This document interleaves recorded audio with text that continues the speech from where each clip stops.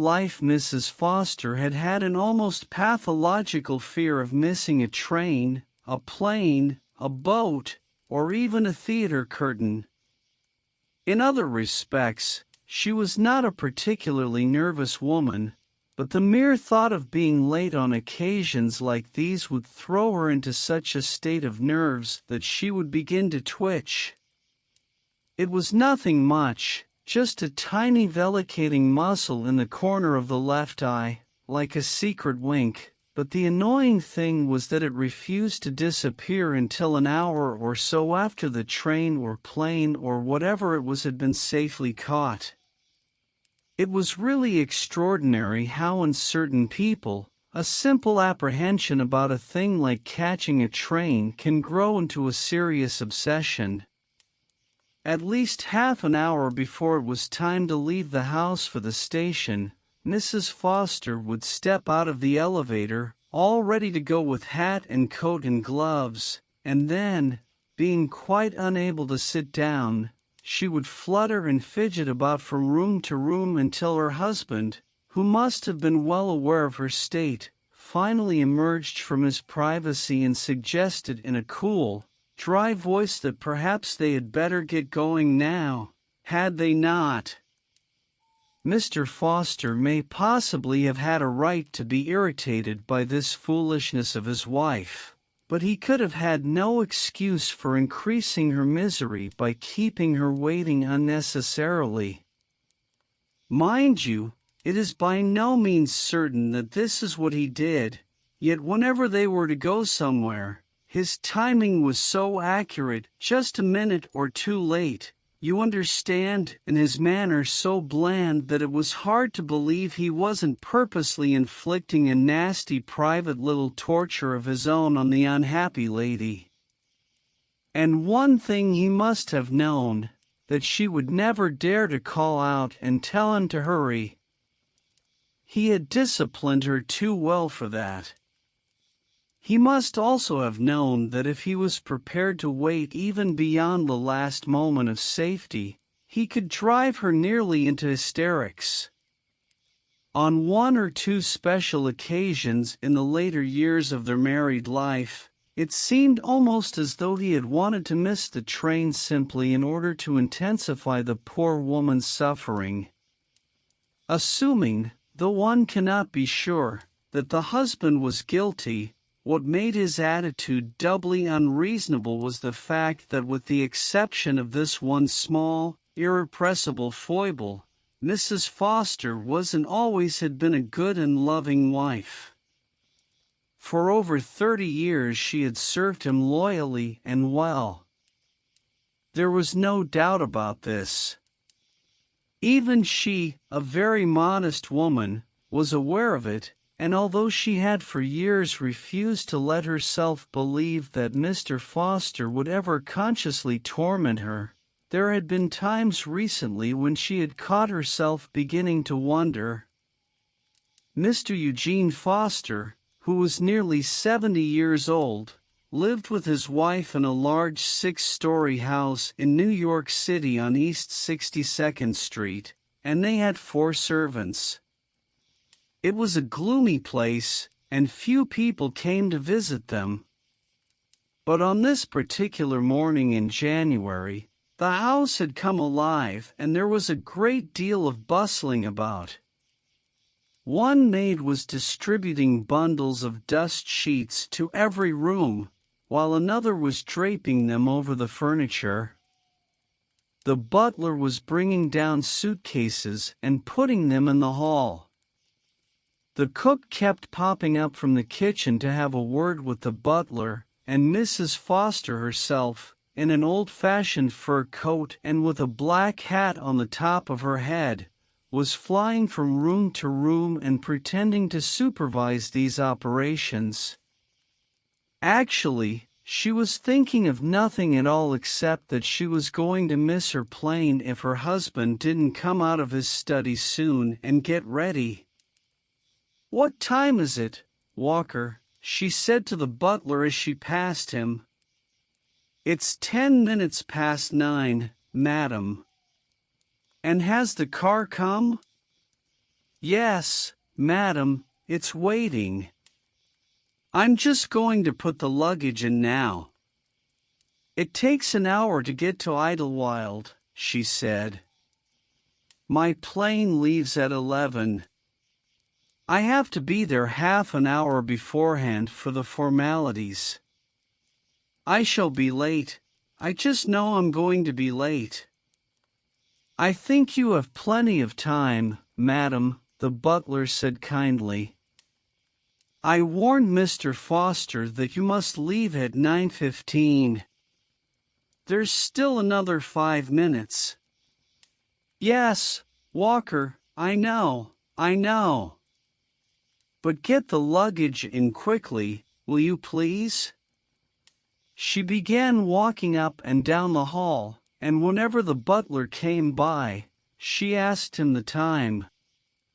This, she kept telling herself, was the one plane she must not miss. It had taken months to persuade her husband to allow her to go. If she missed it, he might easily decide that she should cancel the whole thing. And the trouble was that he insisted on coming to the airport to see her off. Dear God, she said aloud. I'm going to miss it.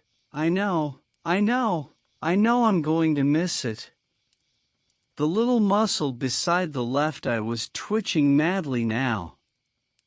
The eyes themselves were very close to tears. What time is it, Walker? It's 18 minutes past, madam. Now I really will miss it, she cried. Oh, I wish he would come. This was an important journey for Mrs. Foster. She was going all alone to Paris to visit her daughter, her only child, who was married to a Frenchman. Mrs. Foster didn't care much for the Frenchman, but she was fond of her daughter, and more than that, she had developed a great yearning to set eyes on her 3 grandchildren. She knew them only from the many photographs that she had received and that she kept putting up all over the house. They were beautiful, these children. She doted on them, and each time a new picture arrived, she would carry it away and sit with it for a long time, staring at it lovingly and searching the small faces for signs of that old satisfying blood-likeness that meant so much. And now, lately, she had come more and more to feel that she did not really wish to live out her days in a place where she could not be near these children and have them visit her and take them for walks and buy them presents and watch them grow. She knew, of course, that it was wrong and, in a way, disloyal to have thoughts like these while her husband was still alive. She knew also that although he was no longer active in his many enterprises, he would never consent to leave New York and live in Paris. It was a miracle that he had ever agreed to let her fly over there alone for 6 weeks to visit them. But oh, how she wished she could live there always and be close to them. Walker, what time is it?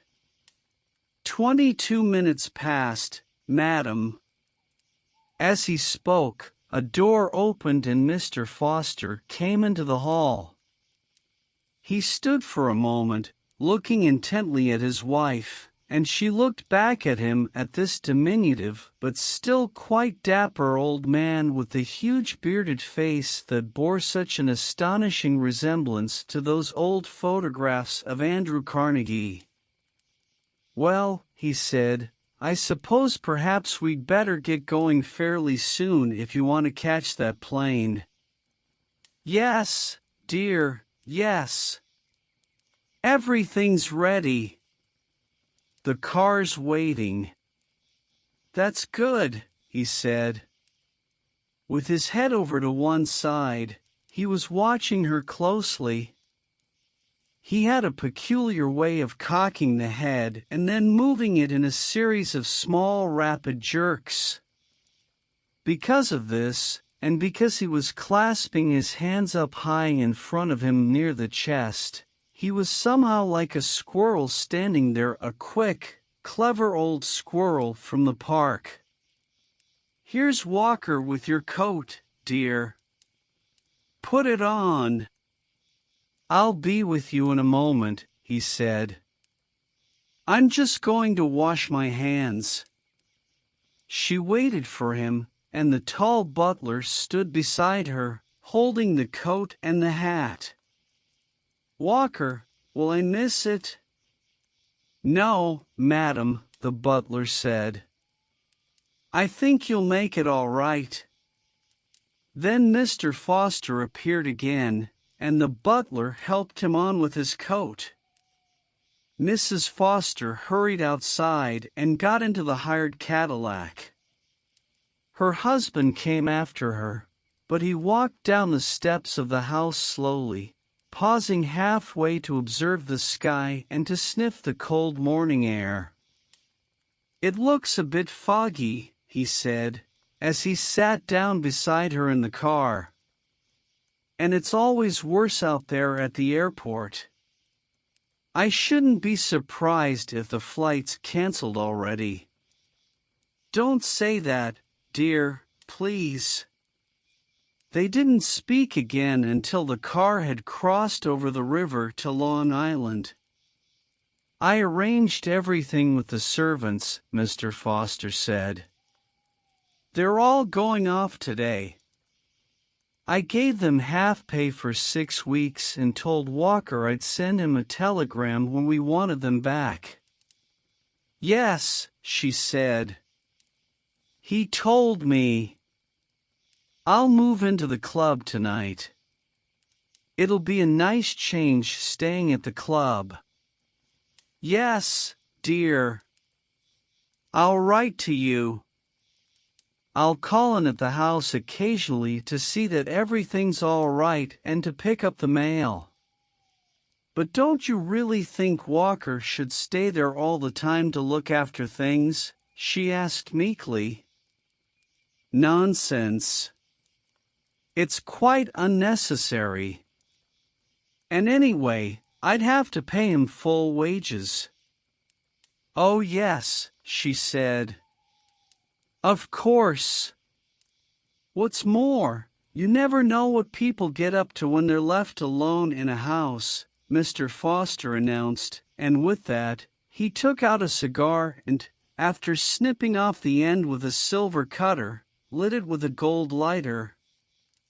She sat still in the car, with her hands clasped together tight under the rug. "Will you write to me?" she asked. "I'll see," he said. "But I doubt it. You know I don't hold with letter writing unless there's something specific to say." "Yes, dear, I know. So don't you bother." They drove on along Queens Boulevard, and as they approached the flat marshland on which Idlewild is built, the fog began to thicken and the car had to slow down. "Oh dear," cried Mrs. Foster, "I'm sure I'm going to miss it now." "What time is it?" "Stop fussing," the old man said. "It doesn't matter anyway. It's bound to be canceled now. They never fly in this sort of weather. I don't know why you bothered to come out." She couldn't be sure, but it seemed to her that there was suddenly a new note in his voice, and she turned to look at him. It was difficult to observe any change in his expression under all that hair. The mouth was what counted. She wished, as she had so often before, that she could see the mouth clearly. The eyes never showed anything except when he was in a rage. "Of course," he went on, "if by any chance it does go, then I agree with you, you'll be certain to miss it now. Why don't you resign yourself to that?" She turned away and peered through the window at the fog. It seemed to be getting thicker as they went along, and now she could only just make out the edge of the road and the margin of grassland beyond it. She knew that her husband was still looking at her. She glanced at him again, and this time she noticed with a kind of horror that he was staring intently at the little place in the corner of her left eye where she could feel the muscle twitching. "Won't you?" he said. "Won't I what?" "Be sure to miss it now if it goes. We can't drive fast in this muck." He didn't speak to her anymore after that. The car crawled on and on. The driver had a yellow lamp directed onto the edge of the road, and this helped him to keep going.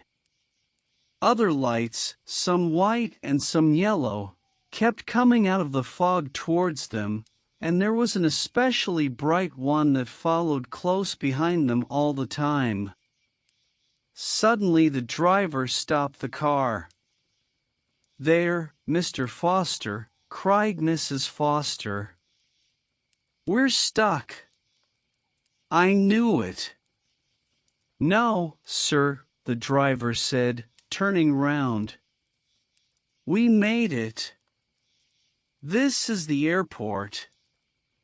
Without a word, Mrs. Foster jumped out and hurried through the main entrance into the building. There was a mass of people inside, mostly disconsolate passengers standing around the ticket counters. She pushed her way through and spoke to the clerk. "Yes," he said. "Your flight is temporarily postponed. But please don't go away. We're expecting this weather to clear any moment." She went back to her husband, who was still sitting in the car, and told him the news. "But don't you wait, dear," she said. "There's no sense in that." "I won't," he answered. "So long as the driver can get me back."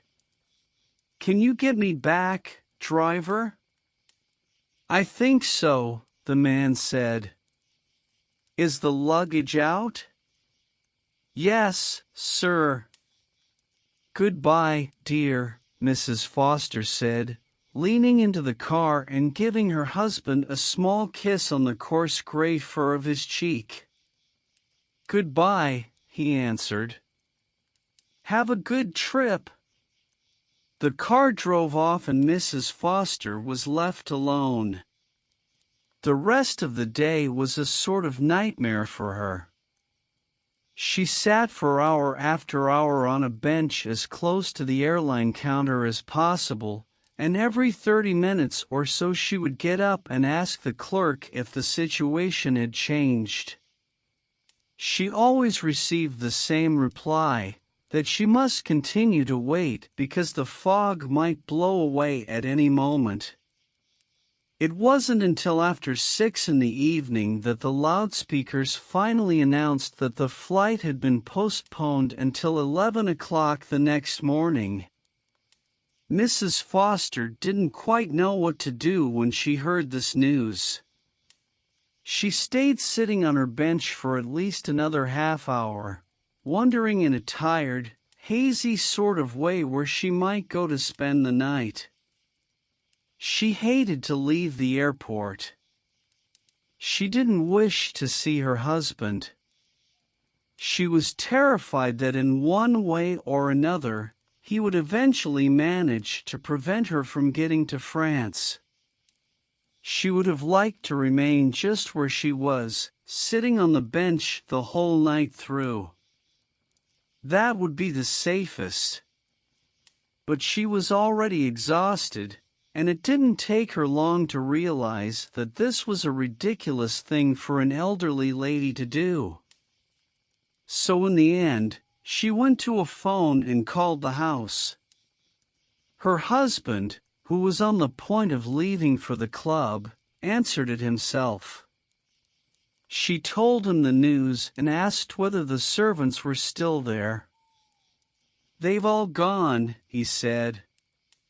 "In that case, dear, I'll just get myself a room somewhere for the night. And don't you bother yourself about it at all." "That would be foolish," he said. "You've got a large house here at your disposal. Use it."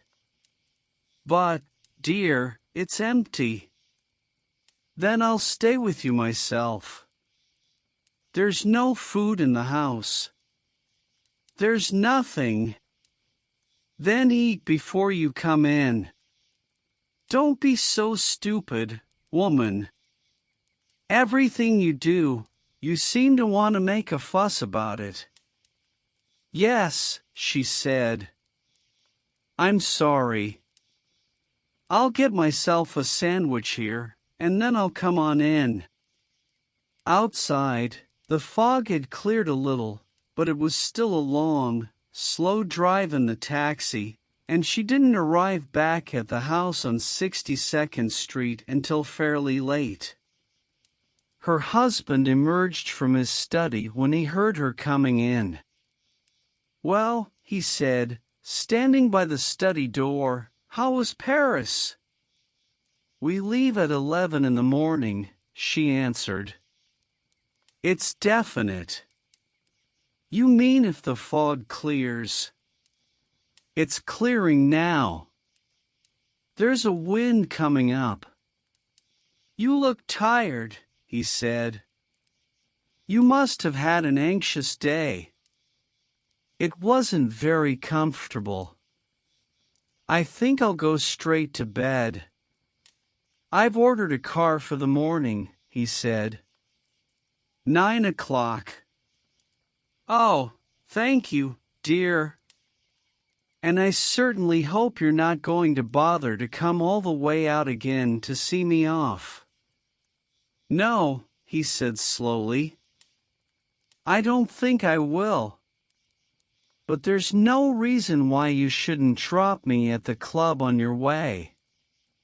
She looked at him, and at that moment, he seemed to be standing a long way off from her, beyond some borderline.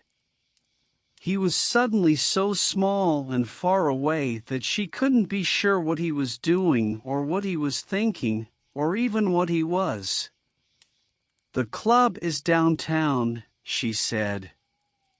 "It isn't on the way to the airport. But you'll have plenty of time, my dear. Don't you want to drop me at the club?" "Oh, yes, of course." "That's good. Then I'll see you in the morning at 9. She went up to her bedroom on the second floor, and she was so exhausted from her day that she fell asleep soon after she lay down. Next morning, Mrs. Foster was up early, and by 8:30 she was downstairs and ready to leave. Shortly after 9, her husband appeared. "Did you make any coffee?" he asked. "No, dear. I thought you'd get a nice breakfast at the club. The car is here. It's been waiting. I'm all ready to go." They were standing in the hall. They always seemed to be meeting in the hall nowadays, she with her hat and coat and purse, he in a curiously cut Edwardian jacket with high lapels. "Your luggage?" "It's at the airport." "Ah, yes," he said. "Of course. And if you're going to take me to the club first, I suppose we'd better get going fairly soon, hadn't we?" "Yes," she cried. "Oh, yes, please. I'm just going to get a few cigars. I'll be right with you." "You get in the car." She turned and went out to where the chauffeur was standing, and he opened the car door for her as she approached. "What time is it?" she asked him. About 9:15. Mr. Foster came out 5 minutes later, and watching him as he walked slowly down the steps, she noticed that his legs were like goat's legs in those narrow stovepipe trousers that he wore. As on the day before, he paused halfway down to sniff the air and to examine the sky. The weather was still not quite clear, but there was a wisp of sun coming through the mist. "Perhaps you'll be lucky this time," he said as he settled himself beside her in the car. "Hurry, please," she said to the chauffeur. "Don't bother about the rug. I'll arrange the rug. Please get going. I'm late." The man went back to his seat behind the wheel and started the engine. "Just a moment," Mr. Foster said suddenly. "Hold it a moment, chauffeur, will you?" "What is it, dear?" She saw him searching the pockets of his overcoat. "I had a little present I wanted you to take to Ellen," he said. "Now where on earth is it? I'm sure I had it in my hand as I came down. I never saw you carrying anything." "What sort of present?" "A little box wrapped up in white paper. I forgot to give it to you yesterday. I don't want to forget it today." "A little box," Mrs. Foster cried. "I never saw any little box." She began hunting frantically in the back of the car. Her husband continued searching through the pockets of his coat. Then he unbuttoned the coat and felt around in his jacket. "Confound it," he said. "I must have left it in my bedroom. I won't be a moment." "Oh, please," she cried. "We haven't got time. Please leave it. You can mail it. It's only one of those silly combs, anyway."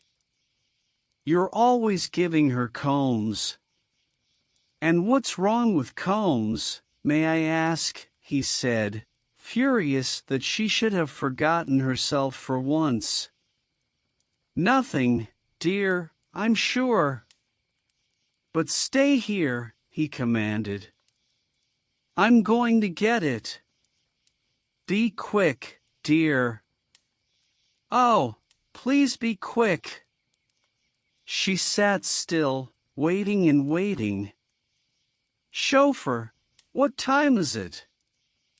The man had a wristwatch which he consulted. "I make it nearly 9:30. Can we get to the airport in an hour?" "Just about." At this point, Mrs. Foster suddenly spotted a corner of something white wedged down in the crack of the seat on the side where her husband had been sitting.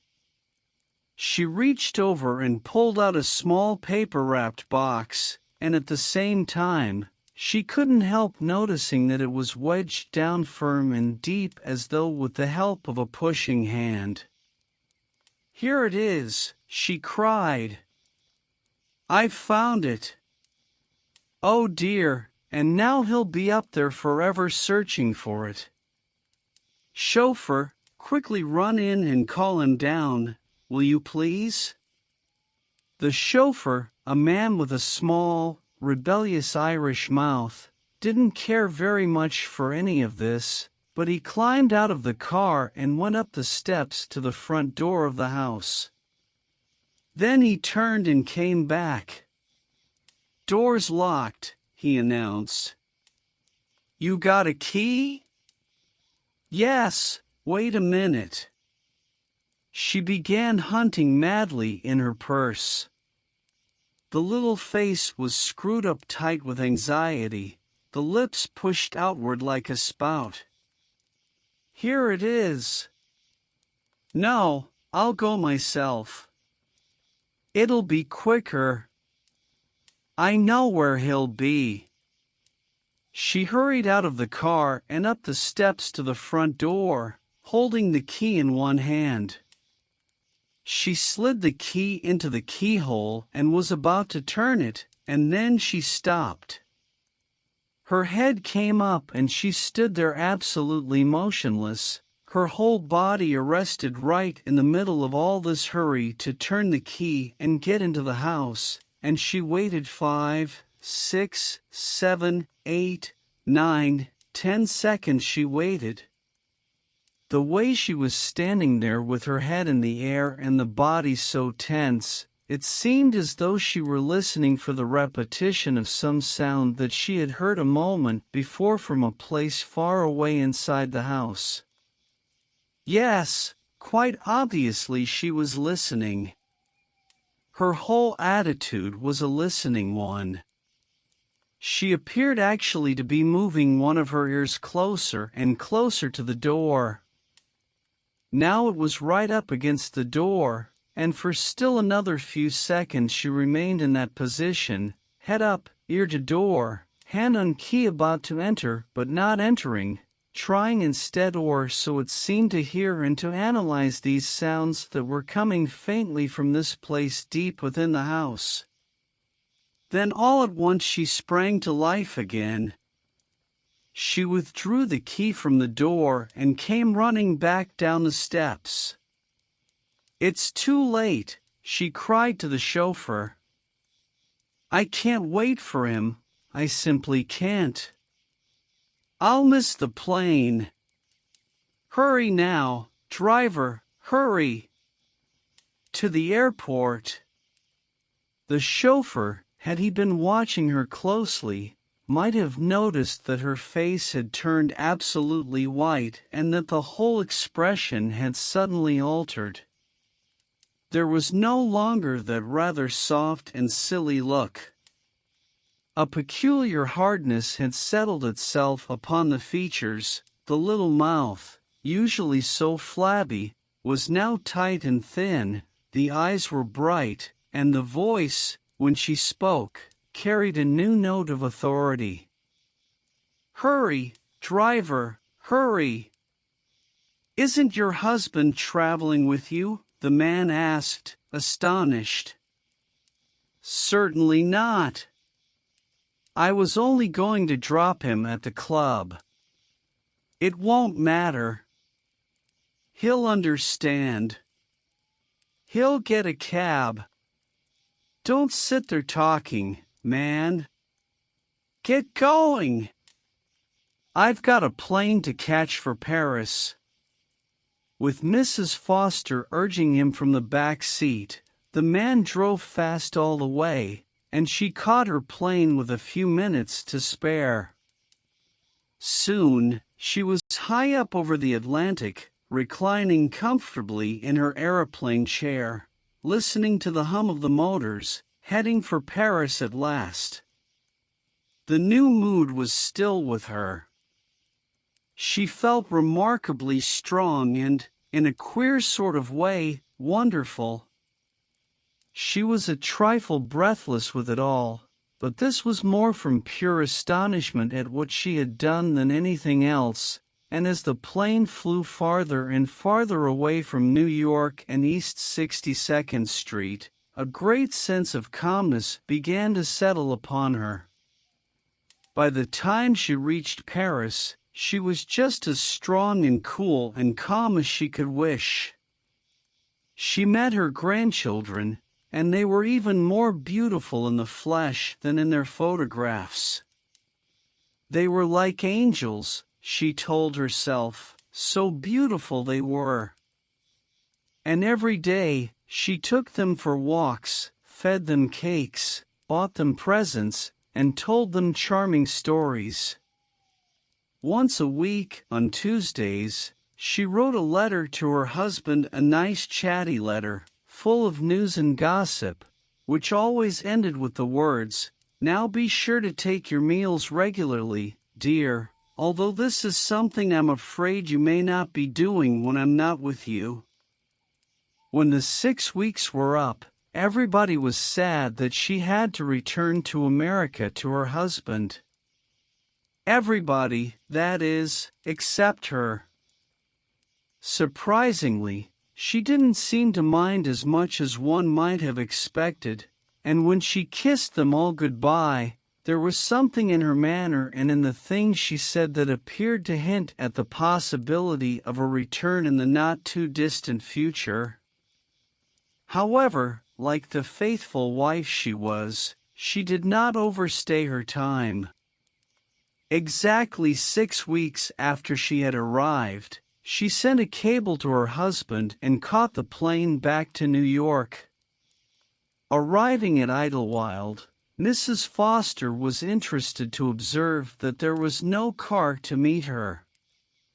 It is possible that she might even have been a little amused. But she was extremely calm and did not overtip the porter who helped her into a taxi with her baggage. New York was colder than Paris, and there were lumps of dirty snow lying in the gutters of the streets. The taxi drew up before the house on 62nd Street, and Mrs. Foster persuaded the driver to carry her 2 large cases to the top of the steps. Then she paid him off and rang the bell. She waited, but there was no answer. Just to make sure, she rang again, and she could hear it tinkling shrilly far away in the pantry at the back of the house. But still, no one came. So, she took out her own key and opened the door herself.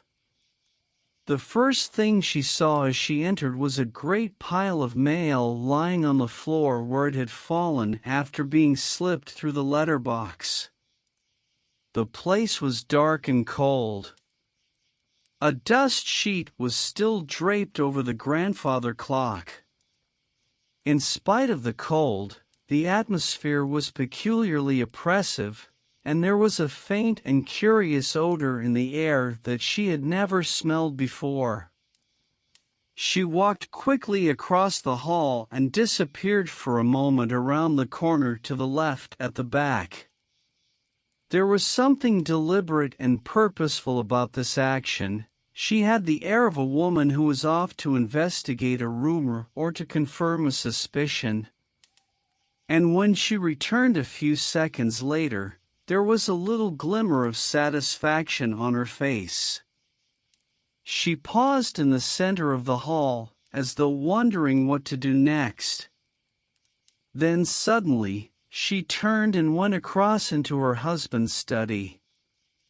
On the desk, she found his address book and, after hunting through it for a while, she picked up the phone and dialed a number. "Hello," she said. "Listen, this is 9 East 62nd Street. "Yes, that's right. Could you send someone round as soon as possible, do you think?" "Yes, it seems to be stuck between the 2nd and 3rd floors. At least that's where the indicator's pointing." "Right away?" "Oh, that's very kind of you. You see, my legs aren't any too good for walking up a lot of stairs. Thank you so much. Goodbye." She replaced the receiver and sat there at her husband's desk, patiently waiting for the man who would be coming soon to repair the lift.